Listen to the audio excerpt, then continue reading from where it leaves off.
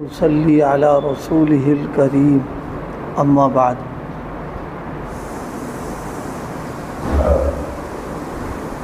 ہم لوگ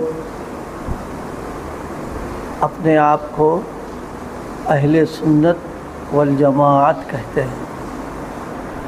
اہل سنت سنتوں پر عمل کرنے والا، جماعت صحابہ کرام کو ماننے والے۔ وہ یہ دو چیزیں ہیں ہمارے یہاں، ایک حضرت نبی کریم صلی اللہ علیہ وسلم کا طریقہ اور آپ کی سنت، اور اسی کے ساتھ حضرات صحابہ کرام سے ہمارا تعلق۔ اس کو ہم لوگ مختصر کہتے ہیں سنی، اصل تو یہ ہے اہل سنت والجماعت۔ اسی کو کہنے لگے کہ ہم سنی ہیں۔ سنی ہونے کا مطلب کیا ہے؟ سنی ہونے کا مطلب یہ ہے کہ سنتوں والا، سنتوں پر عمل کرنے والا۔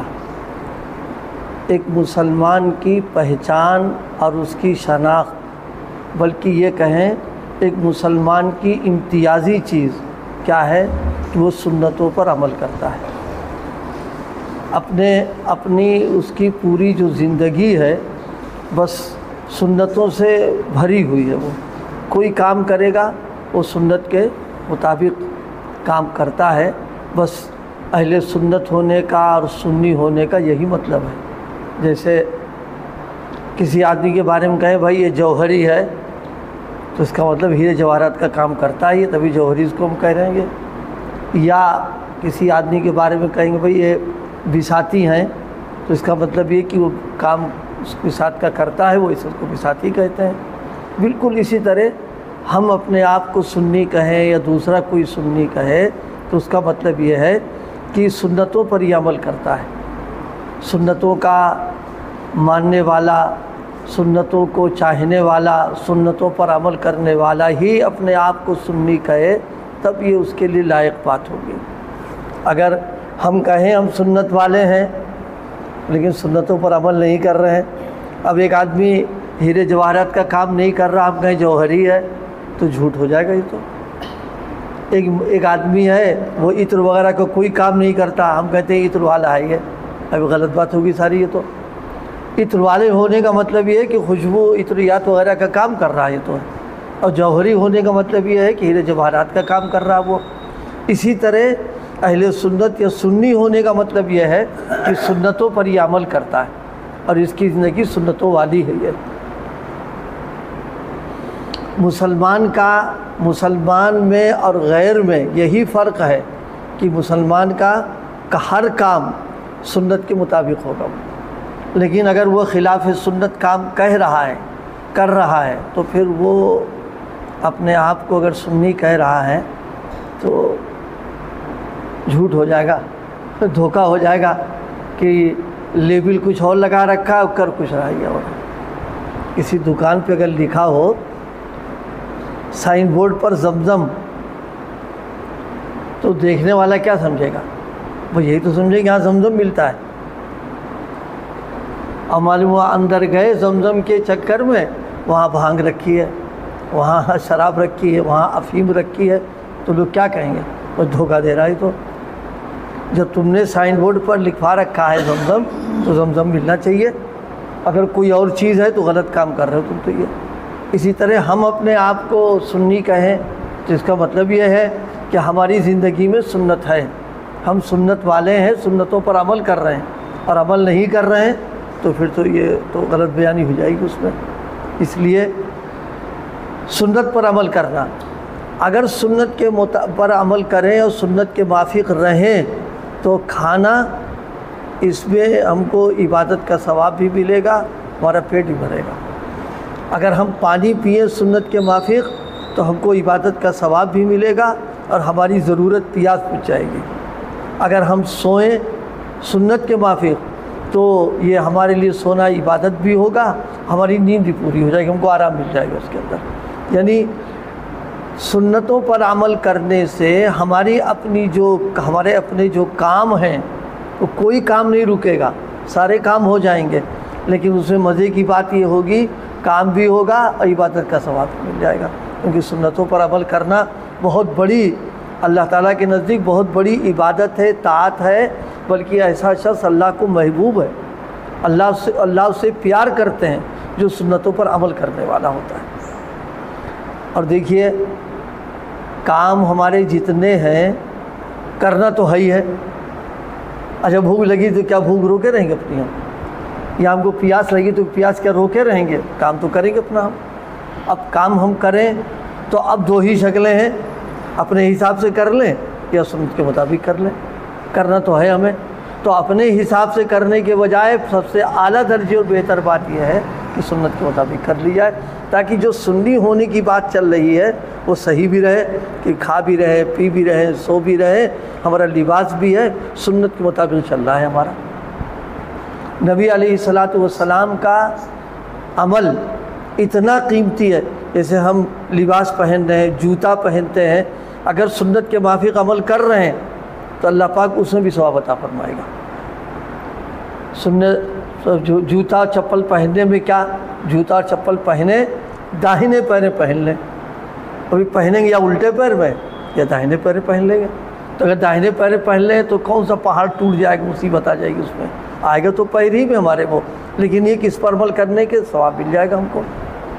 اسی لیے اس کی فکر اللہ پاک پیدا فرما دے کہ ہم صحیح معنوں میں سنت والے ہو جائیں، ہماری زندگی سے آپ کا ایک ایک طریقہ ٹپک رہا ہو، ظاہر ہو رہا ہو، نظر آ رہا ہو، تب بات بنے گی۔ وہ تو وہی عطر اگر ہمارے پاس جیب میں ہمارے ہے تو تقاضا خوشبو آنا چاہیے، خوشبو تو آ نہیں رہی، تو اس کا مطلب عطر نہیں کچھ اور رکھے ہوئے ہو جیب میں، اگر کچھ ہوتا تو خوشبو آنا چاہیے تھی ہم کو۔ اسی طریقے سے اگر ہم سنت والے ہیں اور اپنے آپ کو اہل سنت و سنی کہہ رہے ہیں تو اس کا مطلب سنتوں کی خوشبو، سنتوں کے انوارات اور سنتوں کی روحانیت ہمارے محسوس ہونا چاہیے ہمارے زندگی میں اور ہماری نقل و حرکت کے اندر۔ بس یہ چیز جو ہے سنت کے مقابلے میں اور جتنے کام ہیں، کوئی کام ہو، ایک اس کا طریقہ آپ صلی اللہ علیہ وسلم نے ایک طریقہ ہمارا اپنا ہے یا دنیا کا کوئی طریقہ ہو، کسی کام کے لیے سنت کے مقابلے میں اگر کوئی اور طریقہ ہے وہ ریجیکٹ ہے، بالکل اس کا کوئی کچھ نہیں ہوگا، اور وہ نمبر 2 کا رہے گا، نمبر 1 سنت پر عمل۔ یہ چیز ہمارے ذہنوں میں رہے کہ ہم سنتوں پر عمل کرنے والے ہوں، ایک ایک کام معلوم کر کے، سیکھ کر کے، دریافت کر کے، کتابوں کا مطالعہ کر کے، علماء سے پوچھ کر کے وہ یہ کام کیسے کرنا ہے۔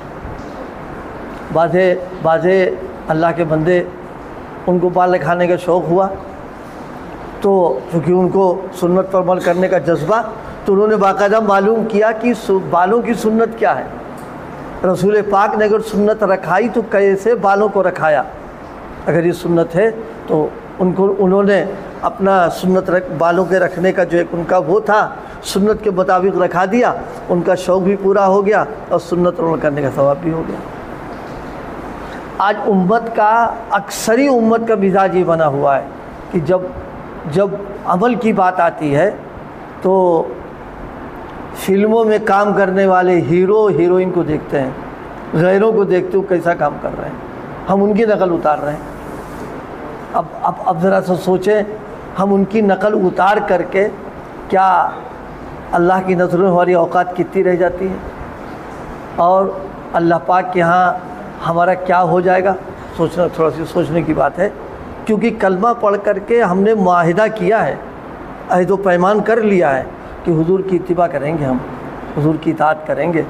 اب ان کے خلاف اگر چل رہے ہیں تو یہ وعدہ خلافی کر رہے ہیں، جو اب عہد کر لیا اس کو توڑ رہے ہیں، اور ظاہر وعدہ خلافی کرنا وہ بھی اللہ پاک سے کرنا انتہائی درجے کی خسارے کی، نقصان کی، اور اللہ کے غضب کو دعوت دینا اس کے اندر ہے۔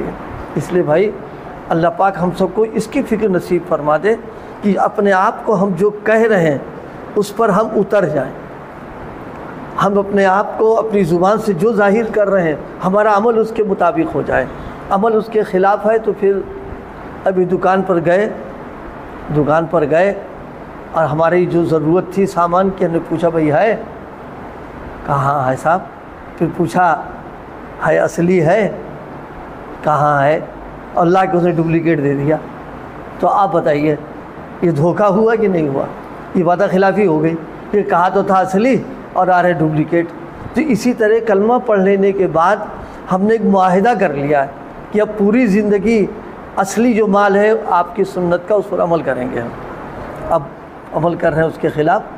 تو ظاہر سی بات ہے جیسے وہ دکاندار ڈپلیکیٹ دے کر کے دھوکے والی شکل آ رہی ہے وہی تو ہمارے یہاں بھی پیدا ہو رہی ہے یہاں پر. اب پھر یہ کہ ڈپلیکیٹ مال دے کر کے اب امید رکھیں اس بات کی ہم کہ جو اصلی چیز ہے اس کا ہم کو فائدہ مل جائے، نفع مل جائے، کہاں ہو سکتا وہ ہے؟ کچھ نہیں ہوگا. تو اس لیے بھائی ضرورت اس بات کی ہے ہماری زندگی کیا ہو، سنت کے رنگ میں رنگی ہونا چاہیے. اور ایسا رنگ سنتوں پر عمل کرنے والوں کی زندگی میں ہوتا ہے کہ ان کو آپ اگر دیکھیں ان کے ایک ایک نقل و حرکت سے انوارات، روحانیت، نورانیت ٹپکتی رہتی ہے، کیونکہ سنت کے مطابق کام کر رہے ہیں وہ تو. اور ہر سنت اللہ کی محبوب، پسندیدہ، اللہ کی ایک ایک سنتیں ان کے یہاں چہیتی ہیں. وہ ظاہر اس پر عمل کریں گے تو اب اس کا اثر ہمارے پر آ جائے گا. اور ہم خلاف سنت اگر کام کر رہے ہیں یا سنت پر عمل کر رہے ہیں اس سے کچھ ملا دیتے ہیں تو اس کی طاقت ختم. اب وہ سنت نہیں رہی، اب وہ تمہارے گھر کی چیز آ گئی، اس لیے ہم نے ملا دیا اس کے اندر اٹھا کر کے. بالکل اصلی اور خالص سارا معاملہ. آپ صلی اللہ علیہ وسلم نے مان لیے کسی موقع پر کوئی دعا بتا دی ہے تو آپ نے جتنی بتائی اتنی پڑھیں گے، یہ تو سنت کی بات ہو جائے گی.